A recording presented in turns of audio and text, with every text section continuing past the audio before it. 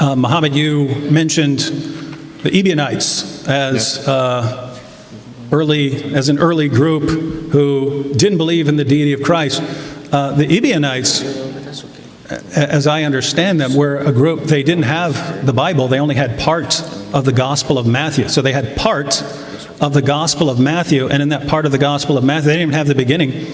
But they also rejected the virgin birth. They didn't believe that prophets actually got revelations from God. The prophets spoke on their own wisdom. So if we're taking the Ebionites as the true followers of Christ here, won't we have to reject Islam as well?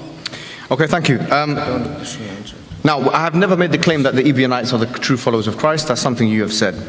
That's not something I've said. I've just made the point that they had the Islamic position on two aspects: the non-divinity of Jesus Christ and the non-divinity of the Holy Spirit.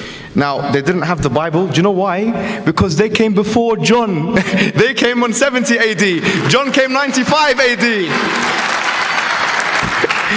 Oh, man. I don't know what to say. They only had the Gospel of Matthew because only Mark, Matthew, and Luke, the synoptic Gospels, were available to them. They had those synoptic Gospels. Now, the thing is, when you talk about what they actually believed in, I gave you a primary source material.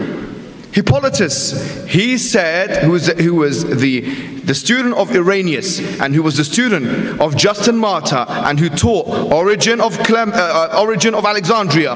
He said in Against the Heresies, chapter 22, what they believed. You can go and check it if you don't believe me. It's a primary source material. Now, 1 minute left. I've got a minute. I will use the minute. Now, the point you said here about the Holy Spirit is absolutely null and void. Do you know how many things in the Bible are eternal? Look at Melchizedek. Melchizedek, he didn't have a mother, he didn't have a father. In the book of Hebrews, he was eternal. Bring him into the Trinity. Bring him into the Trinity today.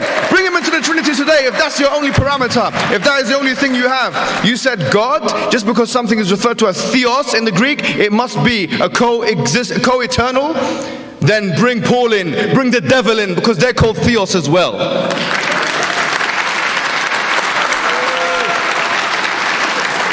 Now, as it relates to how long have I got left? You got 20 seconds. Okay, as it relates to the Holy Spirit, Gregory of Nazianzus and Gregory of Nyssa, they quote in church documents, primary source materials. You can check the website, Many Prophets, One Message. It has all the references.